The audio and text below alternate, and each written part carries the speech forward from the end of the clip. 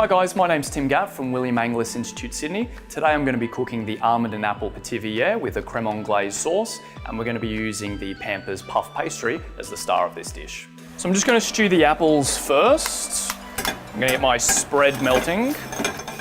I'm peeling my apples, which is going to be for the stewed fruits. You can cut them bigger or smaller, it's up to you. I'm then going to add them into my pan with some of the meadow leaf spread. Now I'm going to add my brown sugar, a little bit of cinnamon. So I'm just going to leave that for about 10 minutes to stew until it's nice and soft.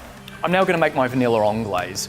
For this, I need to have my caster sugar and egg yolks in a bowl. I'm going to gently whisk it until it forms a savion. In a pot, I have my milk and vanilla slowly heating up.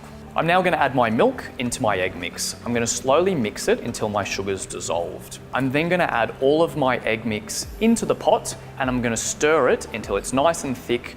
So I'm going to put my sauce in the fridge now, which I'll be using later.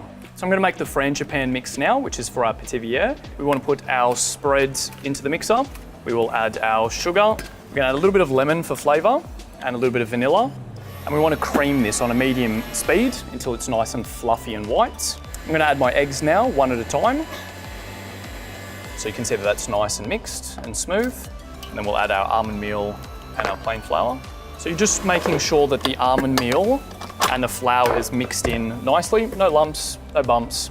We can then get that into a piping bag, ready to pipe onto our pithivier later. We have our puff pastry. We need 2 rounds. We need a larger round for the base.